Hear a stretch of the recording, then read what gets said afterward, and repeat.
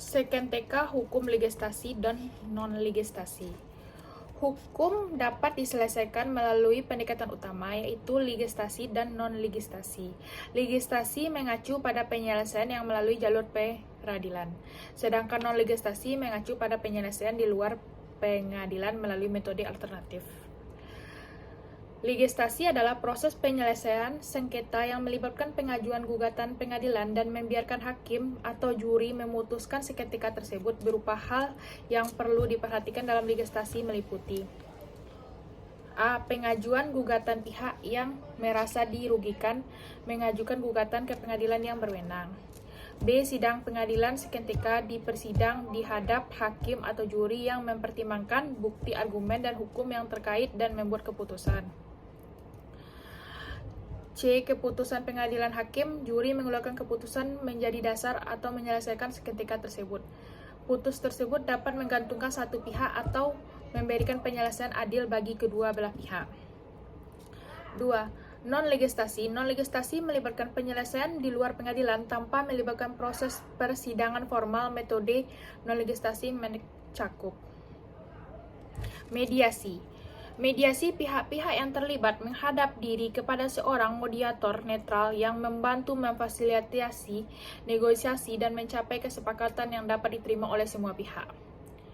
Abstresi, seketika yang diserahkan kepada abstraction impiden dan netral yang mengeluarkan keputusan yang mengakui bagi pihak-pihak yang terlibat. Keputusan menggunakan legistasi non-legistasi tergantung pada berbagai faktor: kompleksitas, biaya waktu, preferensi pihak-pihak yang terlibat. Legistasi sering menjadi pilihan ketika kompleks atau pihak yang dapat mencapai kesepakatan sementara. Itu non-legistasi sering digunakan pihak yang ingin berhubungan baik, menghadiri biaya waktu yang tinggi, mencapai cari solusi kreatif dan terstruktur. Hukum acara dan macam-macamnya. Hukum acara juga dikenal hukum proses atau hukum legistasi, cabang hukum yang mengatur prosedur menyelesaikan sengketa di dalam sistem peradilan. Hukum menetapkan aturan prosedur yang diikuti oleh pihak dalam proses peradilan, baik pengajuan gugatan, persidangan, hingga eksekusi keputusan berikut. Macam-macam hukum acara umum yang berbagai yurisdiksi. Hukum acara pidana. Hukum pidana yang prosedur menyelesaikan kasus-kasus pidana ini mencakup langkah-langkah yang harus diikuti oleh jaksa, penuntut, terdakwa. Pengadilan dan proses pengadilan pidana seperti penangkapan, penahanan, pemeriksaan, peradilan dan persidangan, pemeriksaan dan pembuktian, pelaksanaan perputusan. Hukum acara tata usaha negara. Hukum usaha negara mengatur prosedur dalam penyelesaian sengketa antara individu, perusahaan dengan pemerintah atau lembaga administrasi negara. Ini mencakup pengajuan permohonan, persidangan administrasi, pembuktian, pelaksanaan putusan administratif.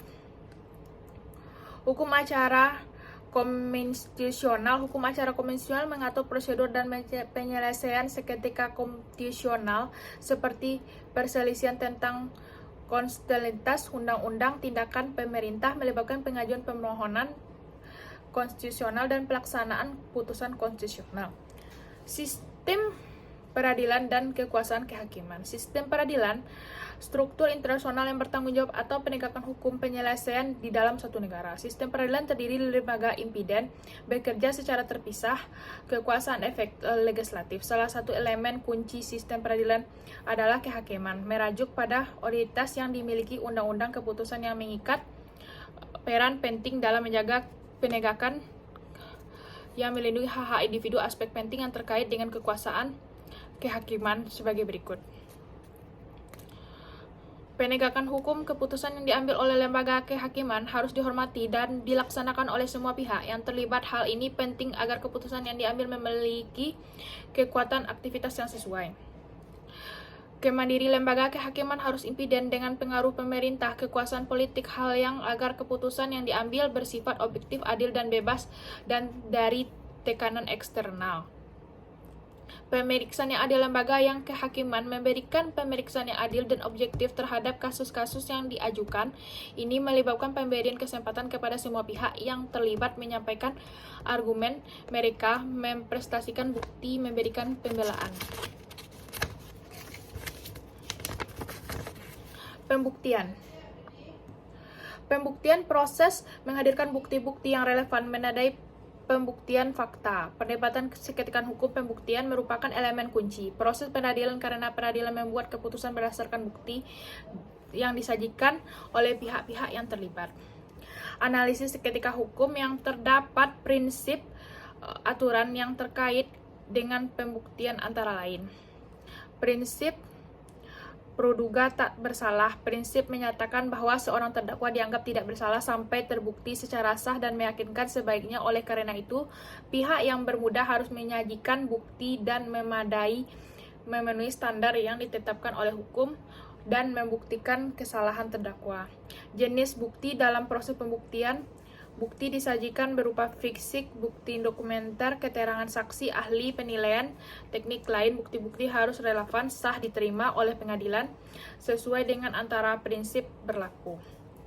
Penilaian, bukti pengadilan bertanggung jawab untuk menilai kekuatan dan berkelanjutan bukti yang disajikan pengadilan atau mengevaluasi kebahasaan, kedalaman, probabilitas bukti tersebut. Konteks kasus yang dipertimbangkan, keputusan akhir pengadilan didasarkan penilaian bukti-bukti yang disajikan. Alat bukti. Alat bukti yang dikenakan jenis bukti, sumber, bentuk, digunakan proses peradilan membuktikan membantah fakta-fakta yang perselisihan dalam sengketa hukum berikut. Beberapa alat bukti umum yang sering digunakan. Bukti dokumen. Bukti dokumen meliputi surat kontrak, sertifikat, catatan tertulis lainnya memiliki referensi ketika dokumen tersebut harus teknik, yaitu asli atau salinan yang sah dihasilkan oleh berwenang. Bukti fisik adalah objek nyata yang dapat digunakan membuktikan suatu fakta. Contohnya adalah senjata, noda darah, barang bukti kasus kriminal, barang bukti dalam kasus pendeta, produk cacat atau kerusakan properti. Keterangan saksi. Keterangan saksi, lisan diberikan oleh individu memiliki pengetahuan informasi yang tentang fakta di seketika. Saksi-saksi dapat memberikan kesaksian apa yang mereka lihat dan mereka alami seketika. Studi kasus perbedaan barang. Studi kasus perbedaan barang mencakup situasi mana dapat persisian pihak yang terlibat, kualitas, karakteristik, kondisi barang atau diperoleh perdagangan. Berikut contoh kasus perbedaan barang. Pihak A, seorang pembeli telah memesan produk elektronik secara online, dan pihak B, seorang penjual, namun produk tersebut diterima. Pihak A menyadari bahwa perbedaan yang signifikan antara produk yang disajikan dan produk yang sebenarnya diterima. Produk diterima oleh pihak yang memiliki fitur kurang fasilitas berfungsi dengan baik.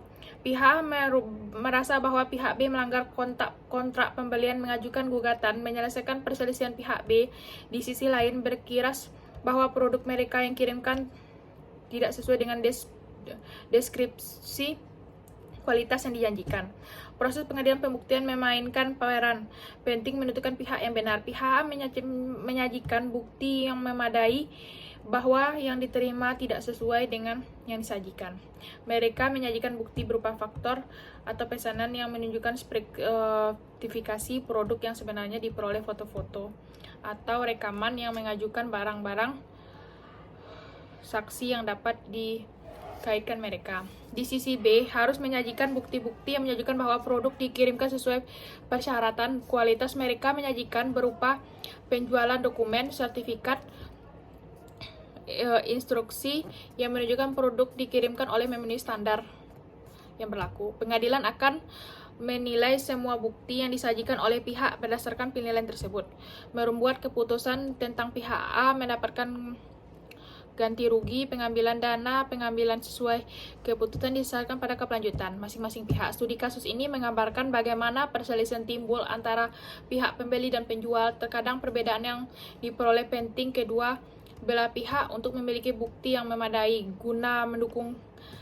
argumen dalam proses pengadilan. Baiklah, sekian materi dari saya. Apabila ada kesalahan, mohon maaf. Assalamualaikum warahmatullahi wabarakatuh.